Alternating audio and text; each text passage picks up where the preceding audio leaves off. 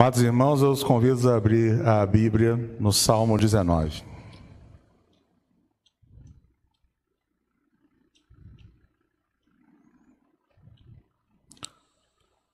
Salmo 19, um salmo escrito por Davi.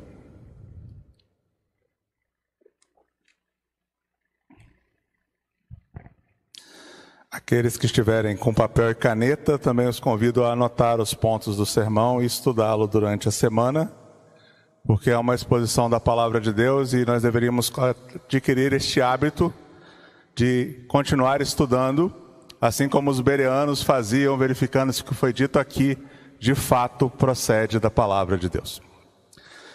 Salmo 19, então, eu o lerei. Os céus proclamam a glória de Deus e o firmamento anuncia as obras das suas mãos.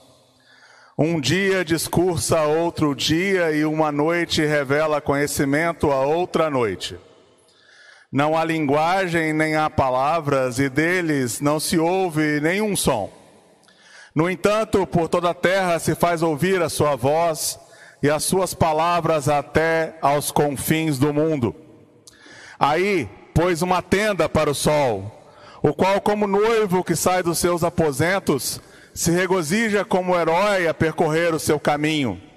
Principia numa extremidade dos céus e até a outra vai o seu percurso. E nada refoge ao seu calor. A lei do Senhor é perfeita e restaura a alma. O testemunho do Senhor é fiel e dá sabedoria aos simples. Os preceitos do Senhor são retos e alegram o coração. O mandamento do Senhor é puro e ilumina os olhos. O temor do Senhor é límpido e permanece para sempre. Os juízos do Senhor são verdadeiros e todos são igualmente justos. São mais desejáveis do que o ouro, mais do que muito ouro depurado, e são mais doces do que o mel e o destilar dos favos. Além disso, por eles se ademoesta o teu servo em os guardar a grande recompensa. Quem há que possa discernir as próprias faltas? Absolve-me das que me são ocultas. Também da soberba guarda o teu servo, que ela não me domine. Então serei irrepreensível e ficarei livre de grande transgressão. As palavras dos meus lábios e o meditar do meu coração sejam agradáveis na tua presença, Senhor, rocha minha e redentor meu. Irmãos, vamos orar mais uma vez. Eu vou orar. Eterno Deus e Pai, a tua gloriosa, santa, poderosa, inerrante, totalmente eficaz, verdadeira, sem falha, sem mácula, perfeita palavra foi lida. Que o teu nome seja exaltado, Senhor Deus, não só aqui, neste lugar, com os meus irmãos que aqui estão presentes, mas em todos aqueles que estejam ouvindo esta mensagem, e até os confins da terra o seu nome seja glorificado. Pois a tua palavra, que é nos dada para a tua glória e louvor e para o aprendizado do que tu queres, seja para nós, não só instrumento, Senhor Deus, para a salvação, mas para a santificação e para a eterna divulgação da tua verdade em todos os povos, tribos e nações, línguas da terra. Que o Senhor nos use hoje e sempre para a tua glória e louvor. Amém. Amados irmãos, como disse o pastor, hoje é comemorado em nosso país o Dia da Bíblia. Esse dia começou a ser comemorado no Brasil no ano de 1850, com a chegada dos primeiros missionários ao Brasil. Se começou a comemorar esse dia apenas nas comunidades protestantes. A Sociedade Bíblica do Brasil só começou a comemorar o Dia da Bíblia no Brasil por volta do ano de 1940, e não me lembro exatamente o ano, também foi oficializado pelo governo a data do Dia da Bíblia. Acho que, se não me engano, foi 2001. Então, hoje é um dia oficial no Brasil como Dia da Bíblia. Amados irmãos, no nosso país nós temos pelo menos 300 povos. Nós temos a Bíblia em português, nós temos a Bíblia em braille, nós começamos a ter uma gravação da Bíblia para os surdos em Libras, que é a segunda língua oficial do Brasil, caso alguém não saiba. Mas nós só temos 4 Bíblias traduzidas, 4 traduções para os indígenas. Só no Brasil ainda faltam 296 povos para terem a Bíblia em sua língua.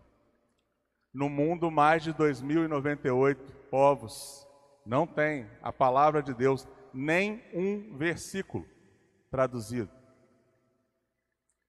Nesse momento, nós temos o privilégio de termos a palavra em nossa frente, em termos ela exposta na tela, em termos ela em nossas casas. Não sei em quantas traduções vocês têm.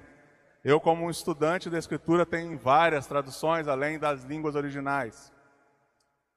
Nós temos ainda essa liberdade.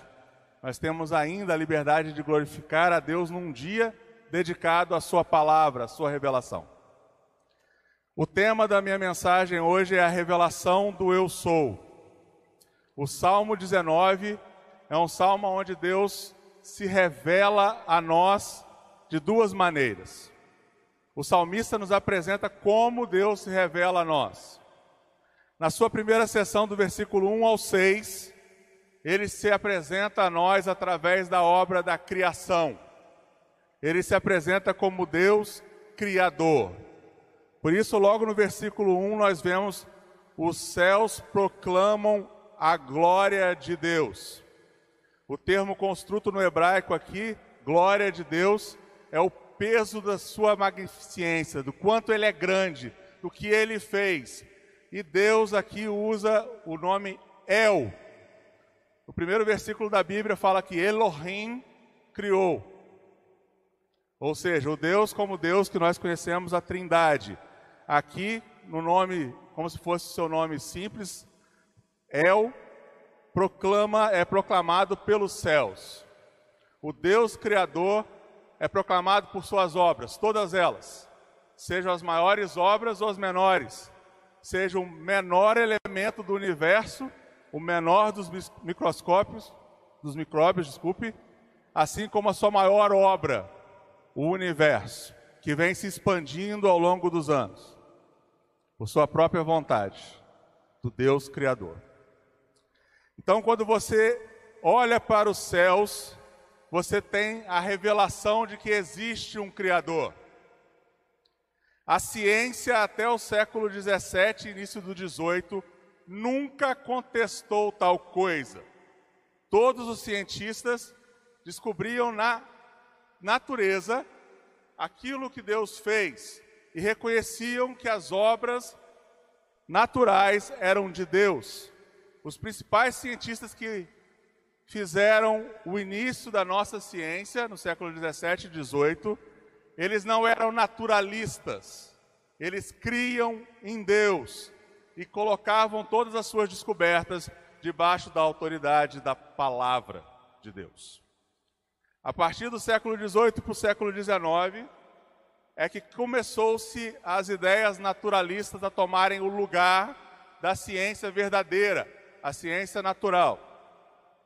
E aí, com o advento dos 4 nomes, que são chamados os 4 cavaleiros do Apocalipse do secularismo, eles tentaram matar Deus.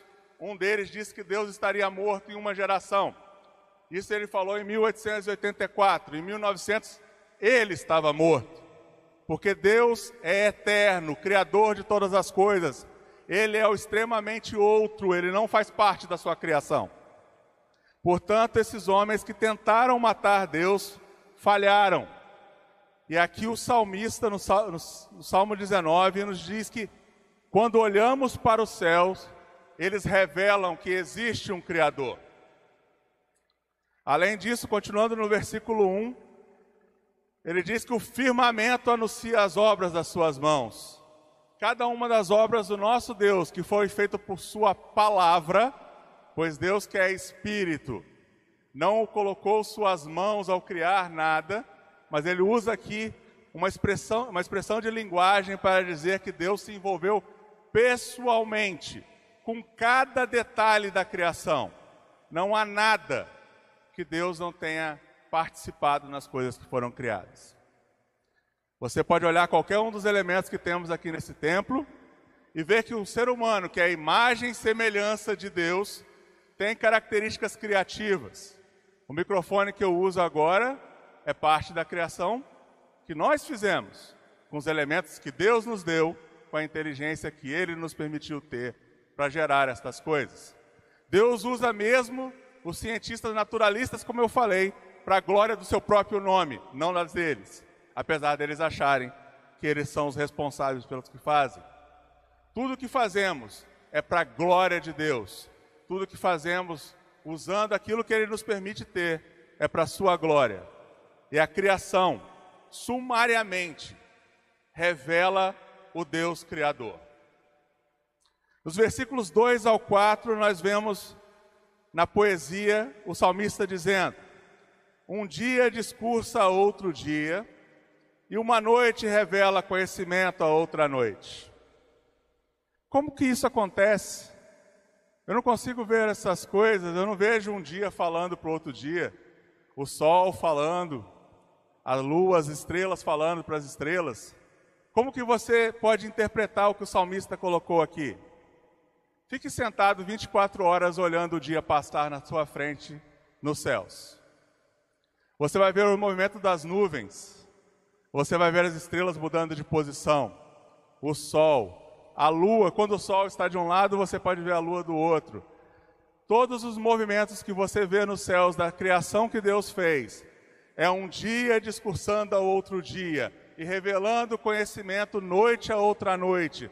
Ou seja, Deus controla todas as coisas, todos os dias. Elas acontecem e são preservadas porque Deus está envolvido com a sua criação. Ele não deixou as coisas para um lado, seguindo normas mecânicas para acontecer. Nós somos teístas, não somos deístas. Deus não é um grande relojoeiro que deu corda no universo e deixou ele de lado. Deus está presente em nossas vidas.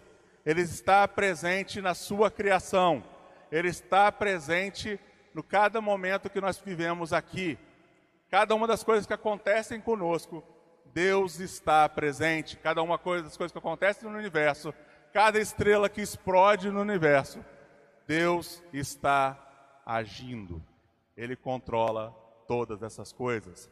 Ele sustenta este universo. Ele sustenta esta criação. No versículo 3 é dito: não há linguagem nem há palavras, e deles não se ouve nenhum som. No entanto, por toda a terra se faz ouvir a sua voz e as suas palavras até os confins do mundo. Não há nenhum lugar do universo, principalmente da terra, que alguém possa dizer: eu não vejo esse Deus.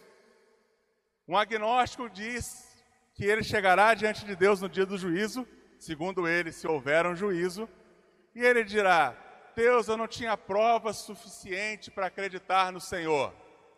O Salmo 19 nos deixa claro: olhe para a criação e você é indesculpável. Foi o que nós lemos em Romanos capítulo 1, o pastor leu aqui.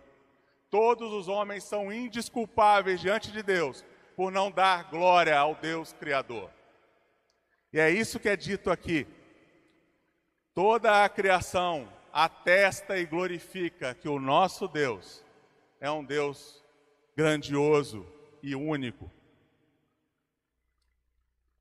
E de repente o salmista muda o ritmo do seu salmo e sai daquela visão da glória de todo o céu, de toda o firmamento, e se volta para o sol.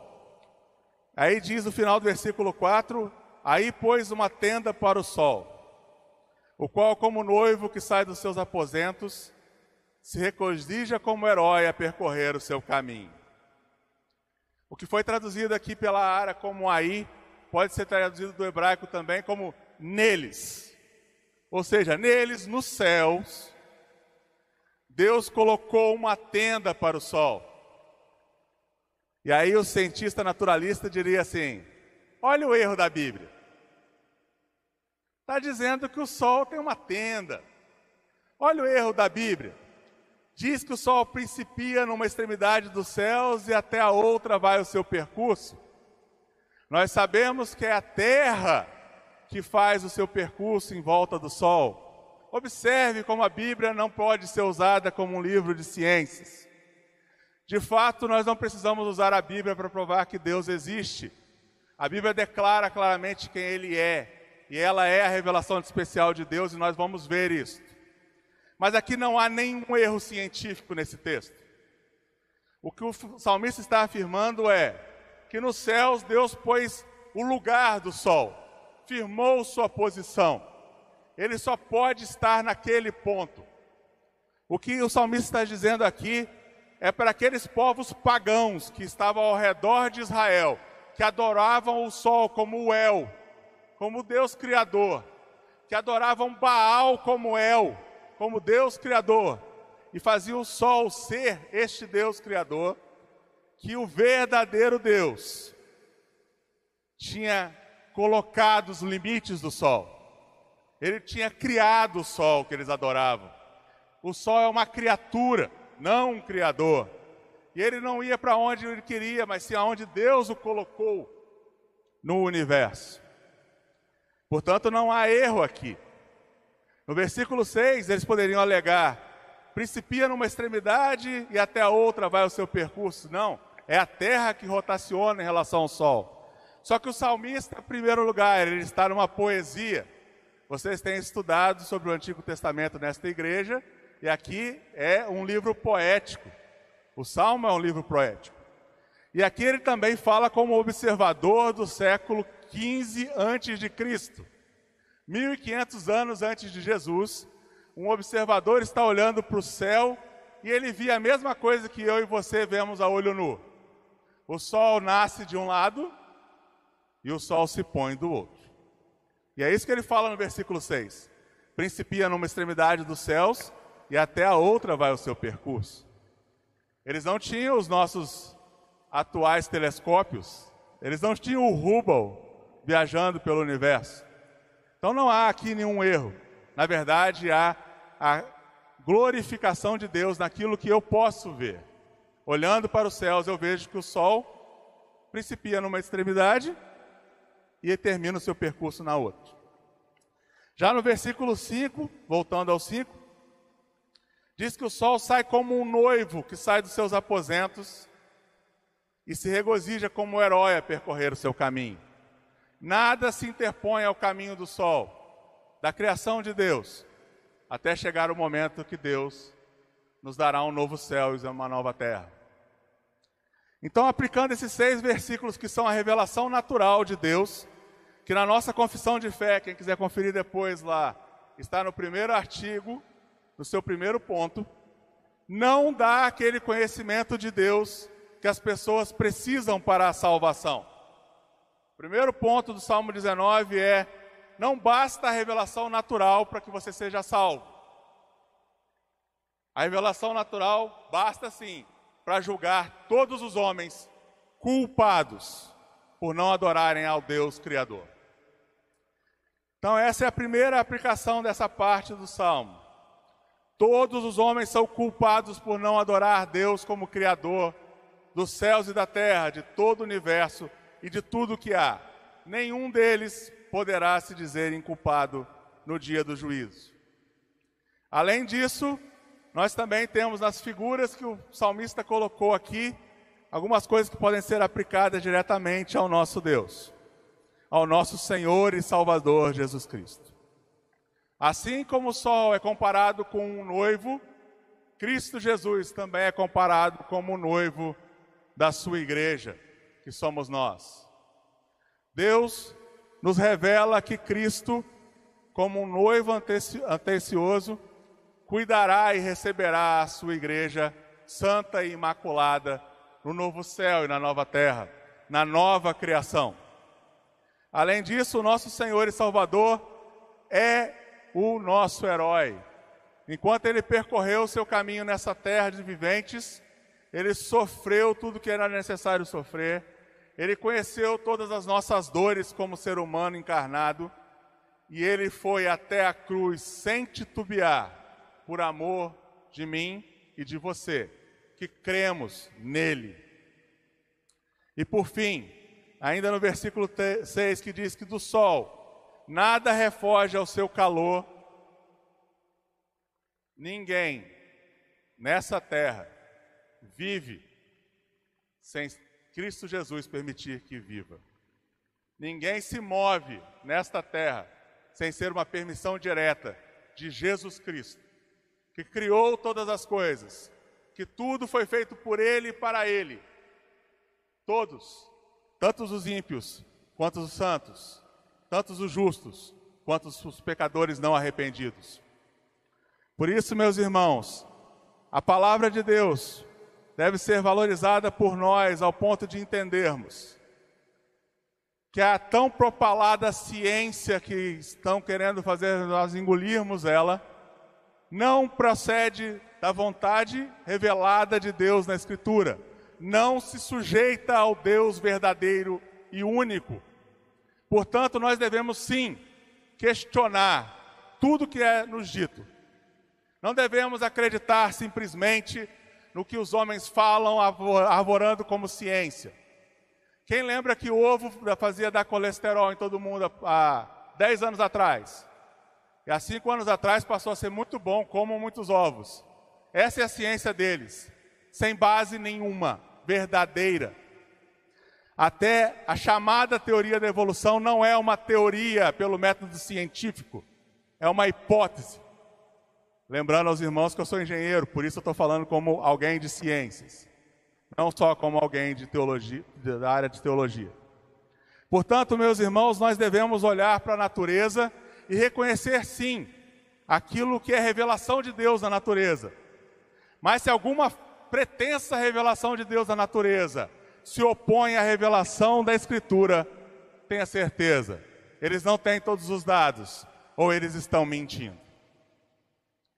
Passando desse ponto, então, nós passamos ao que nós estamos celebrando hoje, que é o dia da Bíblia.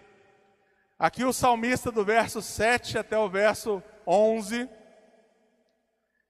ele nos fala da revelação especial de Deus, aquela que é necessária para que nós possamos de fato conhecer aquele Deus criador, do versículo 1. E o salmista começa exaltando a sua lei. A lei do Senhor é perfeita. O primeiro ponto que eu gostaria de colocar para os irmãos é que nas nossas traduções está escrito a lei do Senhor, o testemunho do Senhor, os preceitos do Senhor, o mandamento do Senhor, o temor do Senhor, os juízos do Senhor. Aonde aqui é traduzido por Senhor é o tetragrama sagrado, é o nome revelado de Deus a Moisés na sarça ardente. É o nome impronunciável para os judeus. Para nós seria as 4 letras do tetragrama seria YHWH. É por isso que nós vemos as pessoas falando Javé, Yavé, Jeová, porque eles não têm certeza também das letras que seriam colocadas entre os 4 consoantes do tetragrama. E por isso a nossa tradução é Senhor. Mas saibam aqui que nessa parte ele está exaltando este Deus, o Deus que se revelou a Israel, o Deus que se revelou como o Deus de Israel, e o Deus de Abraão, e o Deus de Isaac. Lembrando que Israel é Jacó. Então, lembrando que é este Deus que está sendo exaltado aqui, o Deus que se revela como eu sou. Por isso essa mensagem tem o tema, a revelação do eu sou. Sendo mais preciso na tradução, ele está dizendo que ele é aquele que é. Acabei de dizer que a ciência muda de posições de anos em anos conforme as experiências. Ele está dizendo que ele é aquele que é, que sempre foi, que sempre será. Ele é o eu sou. Ele não muda. Ele é inabalável. Nada modificará o nosso Deus. Nada fará com que esta palavra seja modificada. Ela não precisa ser atualizada, como foi dito aqui agora há pouco. Ela é a verdade revelada de Deus. E como no primeiro ponto do versículo 7, A lei do Senhor é perfeita, totalmente completa. Ela não precisa de nenhum adendo.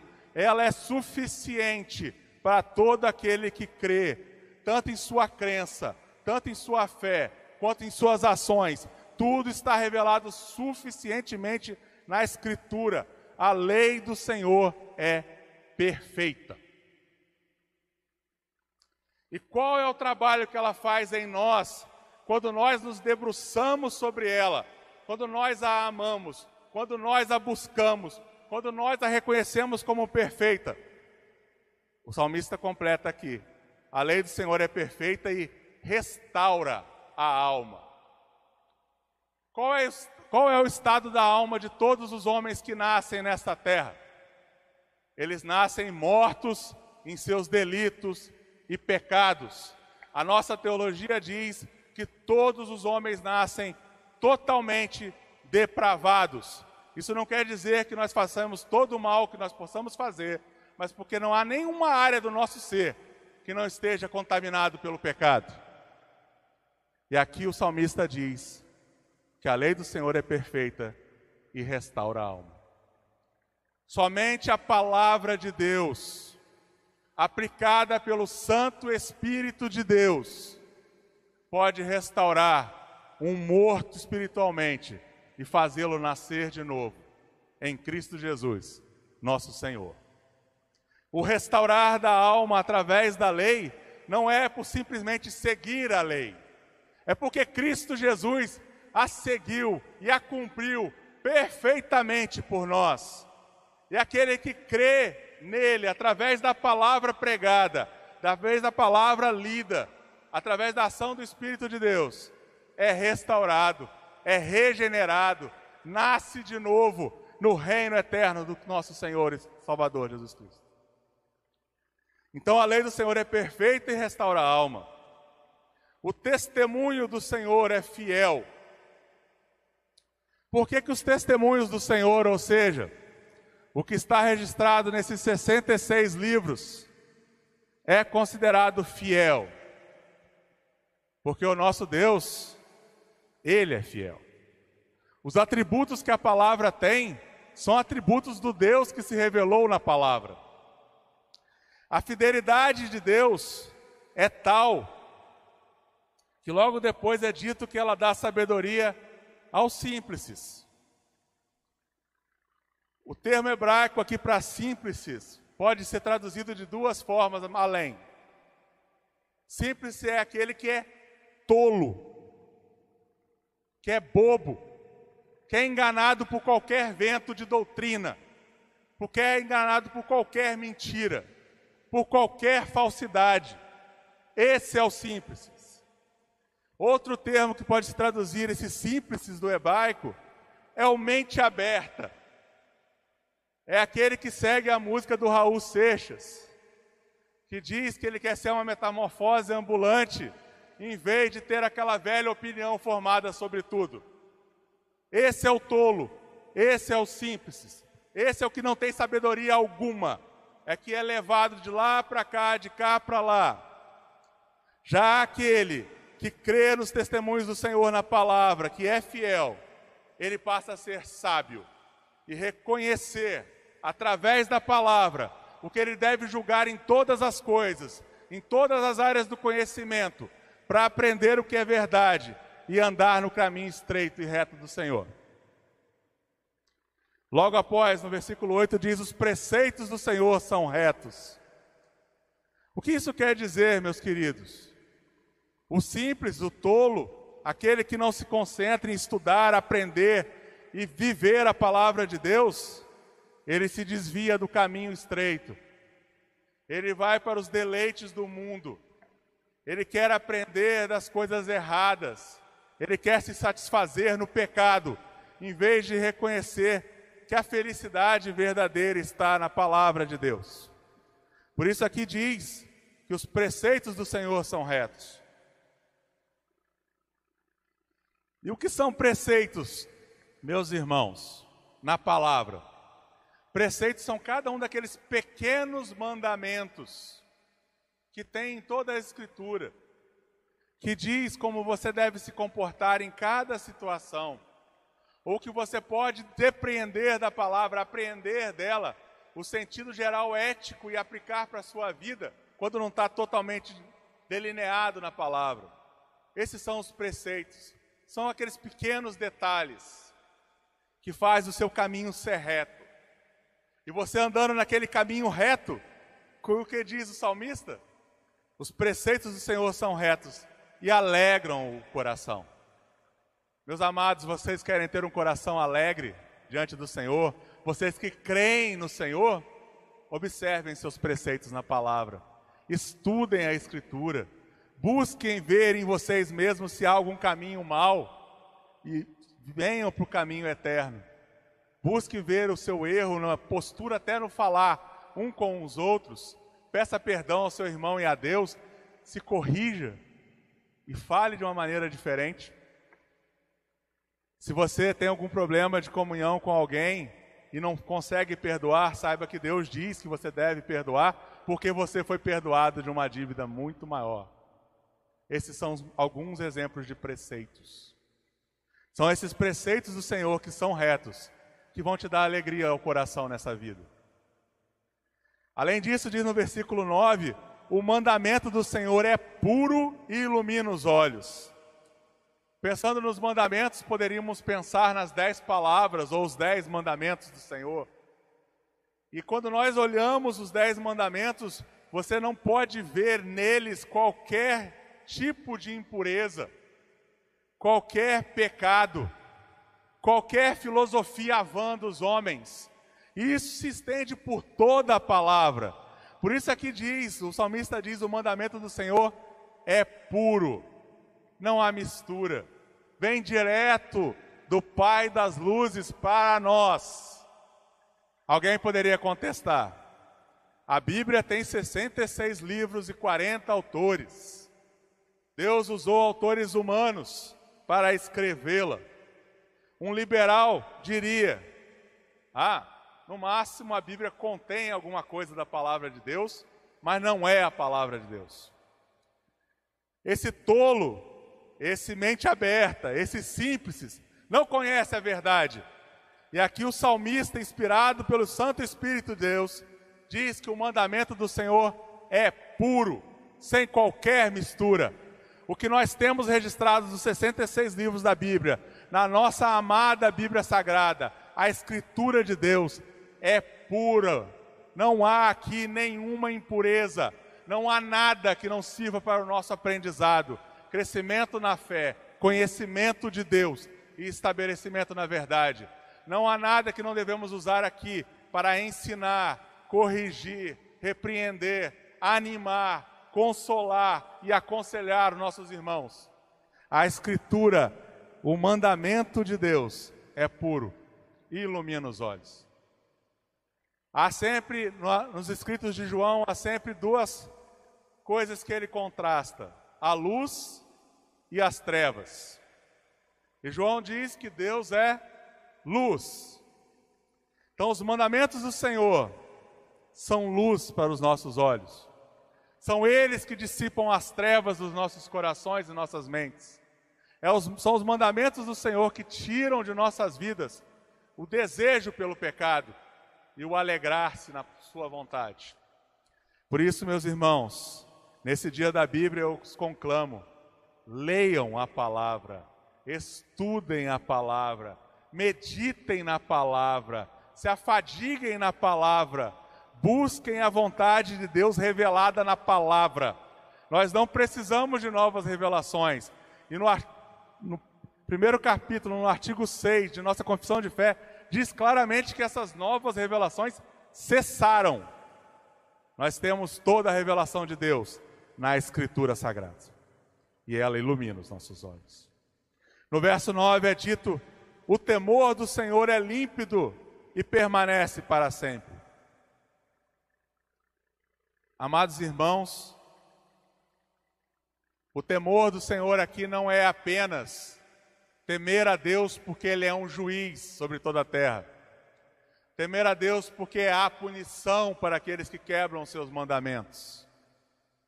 O temor aqui, especificamente, é mais aplicado, mais bem aplicado, para o temor que nós devemos ter de pecar contra Ele.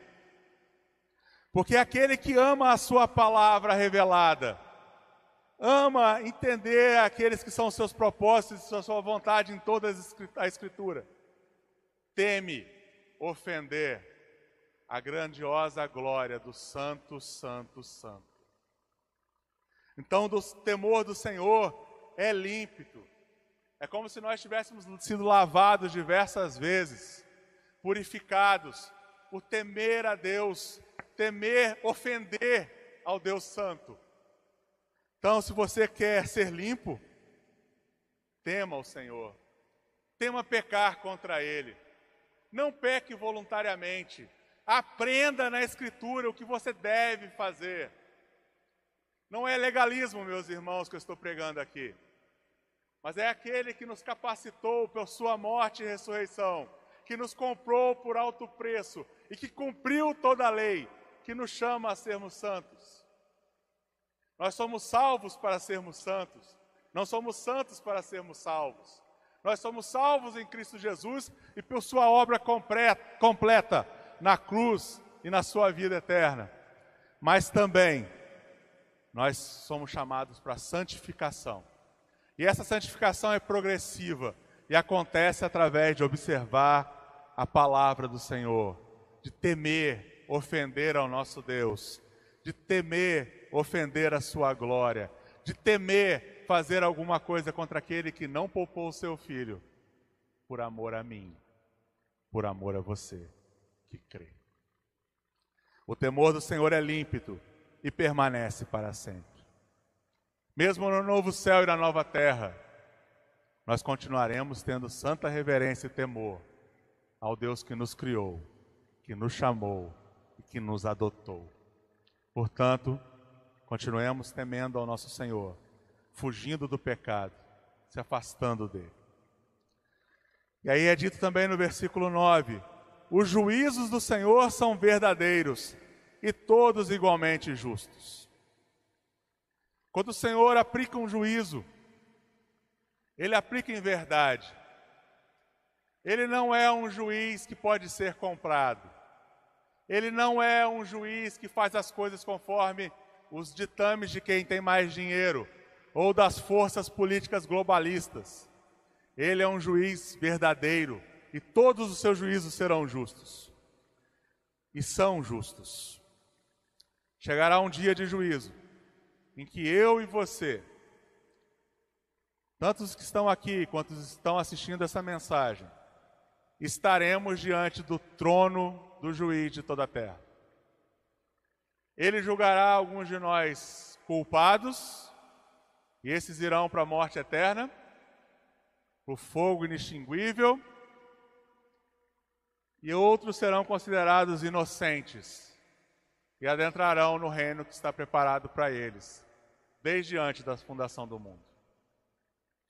Isso não quer dizer de maneira alguma que eu sou mais justo do que aquele que será condenado, mas sim que a justiça de Cristo Jesus é aplicada sobre todo aquele que crê. E quando chegará naquele dia do juízo, e os pecados de todos os homens forem expostos, estará escrito, está pago. Tetelestai, está consumado. Você que crê em Cristo Jesus como eu creio, não tem mais nenhuma dívida.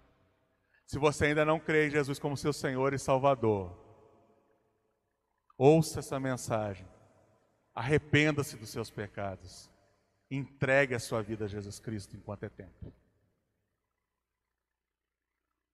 Porque todos os juízes do nosso juiz são justos. Não haverá ninguém diante do trono do juízo que poderá alegar injustiça. Não haverá mais ninguém a levantar punhos cerrados contra o único Deus. Pois essa é a postura dos ímpios, levantar punhos cerrados contra o Deus verdadeiro. Em Apocalipse é dito claramente que enquanto as pragas estiverem acontecendo, enquanto todos os selos forem abertos, os homens ficarão blasfemando do Deus verdadeiro, levantando seus punhos cerrados. Nós temos visto no último ano muitas pessoas levantando punhos cerrados, e elas estão levantando punhos cerrados contra Deus. Se elas não se arrependerem disso e não confessarem Jesus Cristo como seu Senhor e Salvador, seus punhos cairão diante da presença daquele que fará com que todo joelho se dobre e toda língua confesse que Jesus Cristo é Senhor. Por mais que eles tentem e por mais que eles achem que eles dominem sobre a terra, assim como Nimrod, o primeiro que quis ser rei sobre essa terra, eles também serão derrubados, serão confundidos, serão vencidos por aquele que tem a espada de dois gumes em sua boca. Jesus Cristo está vindo. Mas pode ser que demore mais 1000 anos. Quando ele ressuscitou, foi há quase 2000 anos atrás. Com certeza está mais próximo agora do que no dia da sua ressurreição. Jesus Cristo está vindo e Ele julgará aqueles que não se arrependerem. Então, claramente eu estou dizendo que todos esses movimentos que seguem o ateísmo, o agnosticismo, o comunismo e todas as formas de forças contrárias ao único Deus verdadeiro, elas serão vencidas. É melhor se arrepender e deixar essas tolices. É melhor deixar de ser mente aberta. É melhor de achar que não deve ter a velha opinião formada sobre tudo. E melhor você estudar a palavra e aprender a vontade revelada de Deus na Escritura. E colocar sua vida no eixo, enquanto é tempo. Isso vale para a gente que está dentro de igreja também. Porque infelizmente existem pessoas aqui que ainda não entenderam o valor da palavra, que ainda se rebelam contra a vontade de Deus, que ainda acreditam que podem fazer Deus fazer o que querem. Entendam, Ele é o soberano Criador. Toda a aliança e pacto de Deus na Bíblia era conhecida no Antigo Oriente como um suzerano, um rei superior sobre um vassalo, um inferior a ele. Quando nós falamos que a relação do homem é de escravidão, nós estamos dizendo que ou o homem é escravo do pecado, ou é um escravo comprado por Deus e tratado com amor e carinho. E além disso, ele ainda é adotado na sua família. Então, meus amados irmãos, e todos que nos ouvem nessa mensagem, você deve se dobrar a este Deus, que nos entregou a sua palavra revelada, e aprender dele com espírito manso, pois como diz no versículo 10, tudo que ele revela na sua palavra é mais desejável do que o ouro. Foi cantado aqui agora há pouco. É mais desejável que o ouro, mais do que muito ouro depurado. Hoje o processo de obtenção de ouro consegue um ouro mais puro. Quando você compra uma aliança, está escrito lá quantos quilates a aliança tem. Isso quer dizer o nível de pureza que o ouro tem, que outros minerais não fazem parte do ouro. Há 1500 anos antes de Cristo, ou seja, há 3520 anos aproximadamente, a metalurgia não tinha chegado nem perto do que nós conseguimos fazer hoje. Este ouro refinado, o famoso ouro de Ofir, era a melhor técnica de refino que existia, por isso tão desejada. Aqui diz que a palavra de nosso Deus, a sua lei, o seu testemunho, os seus preceitos, os seus mandamentos, os seus juízos e o temor que devemos tê-lo, são mais desejáveis que este ouro depurado, na melhor qualidade possível da metalurgia da época. Também nos diz que cada um dos seus preceitos, cada um dos seus mandamentos, são mais doces do que o mel e o destilar dos favos. Nós somos criados numa geração que come açúcar refinado. Isso não existia nessa época. Ninguém plantava cana para poder fazer açúcar refinado. Ninguém fazia açúcar de beterraba como é feito na Europa. Se você queria adoçar alguma coisa, você precisava entrar numa colmeia, enfrentar um enxame de abelhas e tirar o mel de lá. Então era delicioso pegar um favo de mel e destilar o mel na boca. era o máximo da doçura, da qualidade do doce que era possível aproveitar naquela época. Tudo que era feito de doce precisava de mel, pois não existia açúcar. O salmista nos diz que quanto mais nós nos aproximamos, nos debruçamos sobre a palavra, mais desejável ela se torna a nós. E aqui é preciso, meus irmãos, entender uma coisa. Eu já disse nessa mensagem que nós nascemos pecadores, afastados de Deus, inclinados para o mal. Nossa carne não quer que nós nos debrucemos sobre a Escritura e estudemos a palavra. Se você for ver 4 horas de série, você consegue ver tranquilamente. Mas se você for ficar 40 minutos lendo a Bíblia, dá um sono. Por que isso? Porque nós não praticamos o buscar o Senhor em todo o tempo, em amar a sua palavra, em expurgar outras coisas da nossa vida para ter comunhão com Deus na palavra. Porque sabe por quê? O Salmo 19 que eu estou lendo aqui para os irmãos, estamos estudando juntos agora, é um salmo de sabedoria e é um salmo de confrontação. Vocês estão sendo confrontados por essa mensagem, como eu já fui e estou sendo mais uma vez.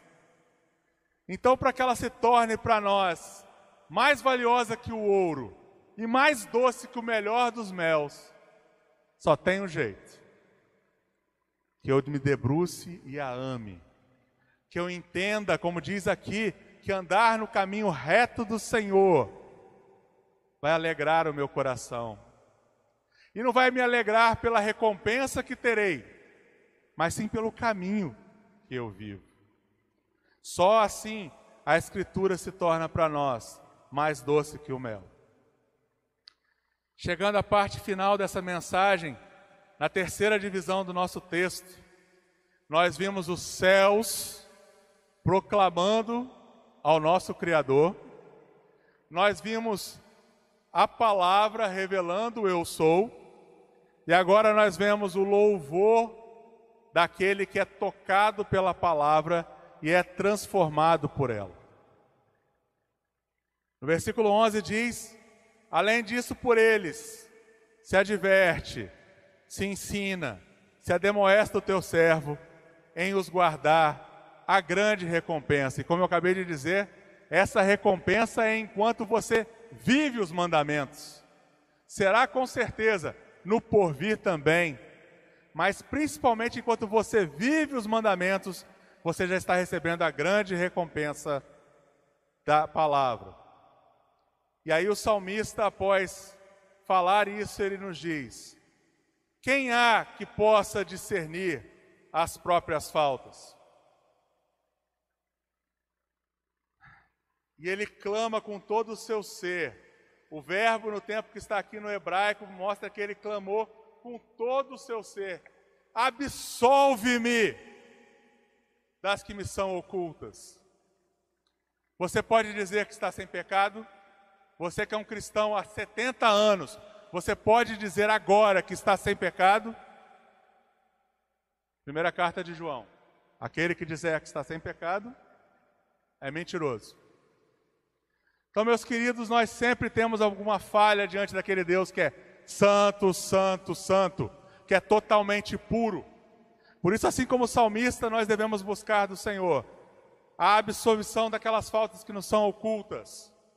E além disso, buscar o desejo tão grande pela palavra, para que aquelas que nos são ocultas nos sejam reveladas pelo estudo constante da Escritura, ao ponto de que nós possamos abandoná-las. Porque arrependimento verdadeiro, meus irmãos, não é só pedir perdão a Deus por um pecado que você cometeu, é parar de praticá-lo. Esse é o arrependimento verdadeiro. E aí, ainda continuando aqui, então, ele pede por aquelas faltas que são ocultas, que podem ser consideradas pequenas diante daquele que estuda muito a palavra, ou seja, passou desapercebido. Ele cometeu sem pensar que estava cometendo um pecado. E daqui ele passa para o versículo 13 e diz: também da soberba guarda o teu servo, que ela não me domine. Quando ele fala daquelas que são ocultas, ele fala daqueles pequenos pecados, que para Deus são grandes, porque ofendem a santidade do nosso Deus. Mas agora no versículo 13 ele está falando daquele que eu faço por soberba. Eu sei que não devo cometer um pecado. Você sabe que não deve fazer aquilo. E você vai e faz. Afrontando Deus. Isso é o que o salmista está dizendo aqui. Também da soberba guarda o teu servo, que ela não me domine. Lembrando que esse salmo deve ter sido escrito no início do governo de Davi sobre todo o Israel, provavelmente nesse período, ou quando ele começou a reinar sobre Hebron, ou seja, num período de em torno de 7 anos. Ele não tinha aqui cometido pecado com Batseba. Ele já clamava para que ele não cometesse o pecado através da soberba. E mesmo assim, quando ele parou de vigiar, Davi soberbamente cometeu adultério com Batseba e mandou assassinar Urias, sendo, portanto, ele o responsável pelo assassinato e assassino. Então, é uma advertência para mim e para você, o que o salmista escreveu aqui, e deve ser nossa oração. Também da soberba, guarda o seu servo, que ela não me domine. Que você não acredite que você é tão perfeito, tão conhecedor da palavra, tem tantos anos de serviço a Deus, que você pode ser entendido como alguém que Deus entende você cometer tal pecado. Deus não entende, meu irmão. Deus, como eu disse anteriormente, Ele é eterno e perfeito. Nele não há qualquer mácula, Ele é puro. Portanto, além de pedir para Deus te fazer discernir as pequenas falhas, também peça a Deus para que te faça não cair em soberba e cometer pecados que você sabe que não deve cometer. E aí o salmista diz, continuando no versículo 13, então serei irrepreensível e ficarei livre de grande transgressão. O termo hebraico para transgressão aqui significa toda a gama de pecados que o ser humano pode cometer, desde o menor deles até o maior deles.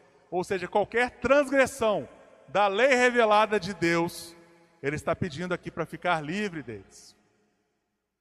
Não deve ser esse o nosso desejo como cristãos? Já que o nosso Senhor e Salvador, Ele não cometeu nenhum pecado e pagou o preço de cruz pelo meu e pelo seu pecado, custou todo o sangue do Cordeiro, os pecados que eu e você cometemos. Não deveríamos também, como salmista, pedir para ficarmos livres de grande transgressão, das pequenas falhas ou da soberba? Não deveríamos buscar também sermos irrepreensíveis diante do nosso Deus? Sim, meus irmãos, esse deve ser o nosso propósito. Conseguiremos como seres humanos? Não. Mas não porque você não seja já um santo, mas porque você está em um processo de santificação. E porque você não consegue guardar toda a vontade revelada no nosso Deus.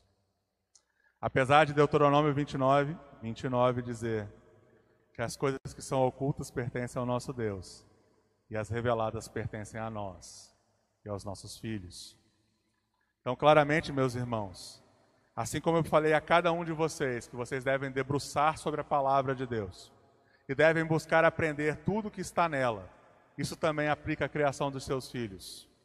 Vocês devem andar com eles no caminho, vivendo a verdade revelada da Escritura. Vocês devem ensiná-los todos os dias. Os pais têm o privilégio de serem discipuladores de seus filhos. A igreja está aqui para ajudá-los, colaborar com vocês. Mas Deus deu a você, pai, principalmente, a liderança de vossas casas, para que vocês direcionem seus filhos na verdade, buscando fugir das pequenas faltas, da soberba e de todas as transgressões da lei do Senhor.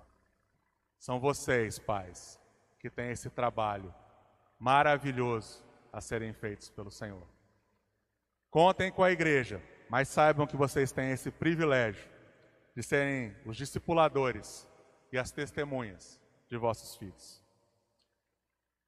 E aí o salmista irrompe em uma oração no final desse salmo, aonde ele diz: as palavras dos meus lábios e o meditar do meu coração sejam agradáveis na tua presença, Senhor, rocha minha e redentor meu. Então o salmista está pedindo aqui nessa oração de dedicação a Deus, que cada uma das palavras que saiam dos lábios dele não sejam torpes, não sejam mal aplicadas, não sejam para nada que não seja glorificá-lo, adorá-lo, amá-lo, expandir a causa do Evangelho, levar a salvação a outros, trazer conforto ao irmão aflito e choroso, trazer alegria ao coração que se alegra, se alegrando junto com ele. Ele pede que aquilo que você externa com seus sentimentos, com a sua boca, sejam agradáveis ao Senhor. Mas sabendo que o ser humano pode fingir, falar palavras agradáveis diante do outro e demonstrar amor ao próximo que de fato ele não tem. O salmista diz: e o meditar do meu coração.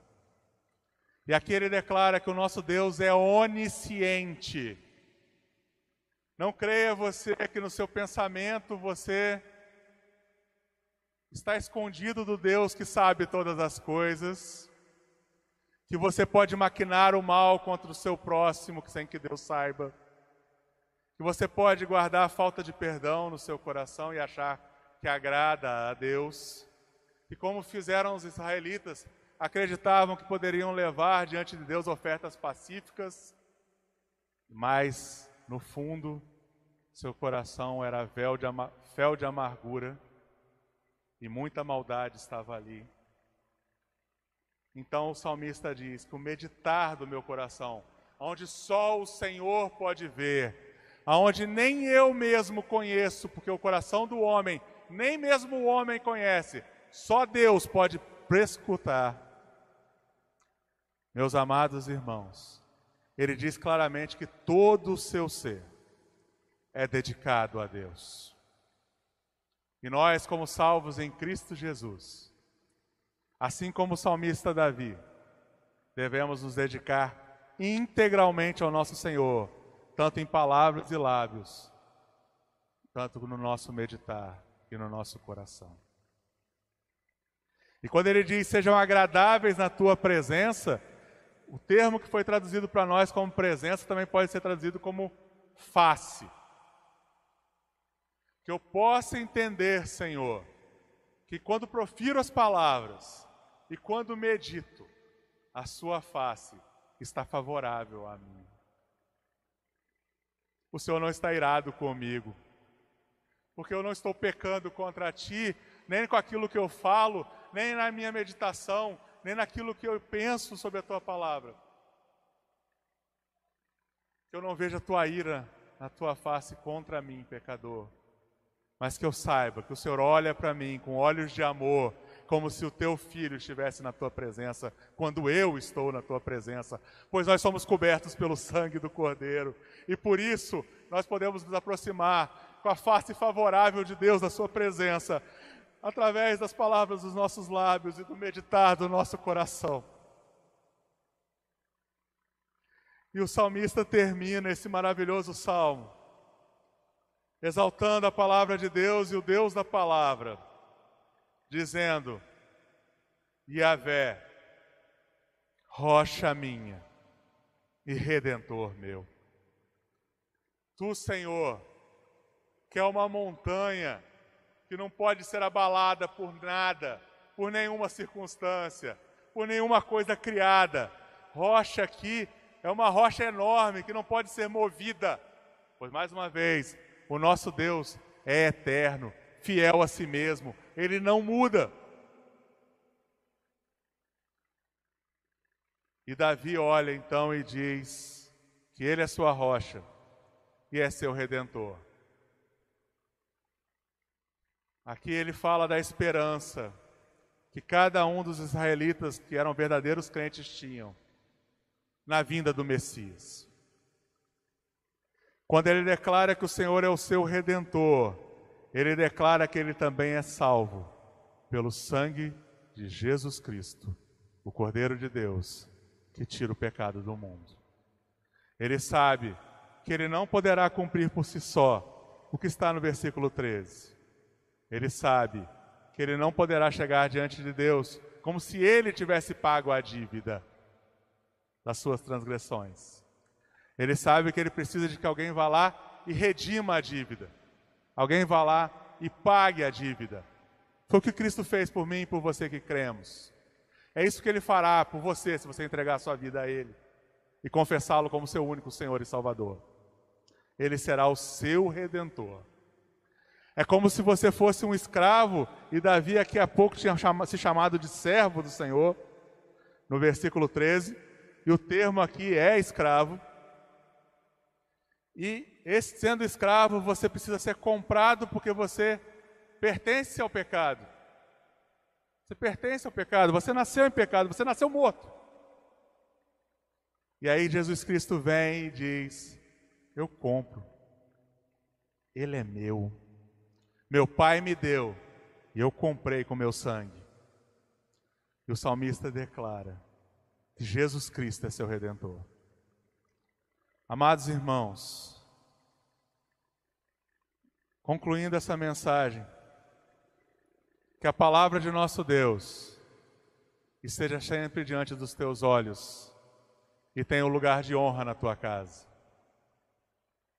Que aquilo que ela fala de nosso Redentor seja guardado em teu coração para meditação e seja levado a toda a pessoa que você tem a oportunidade de conviver para dizer que Jesus Cristo é o Redentor, é o Salvador e que Ele nos deu um vivo e rico caminho através da Escritura.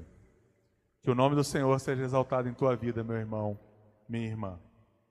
A Ele seja a glória hoje e eternamente. Amém.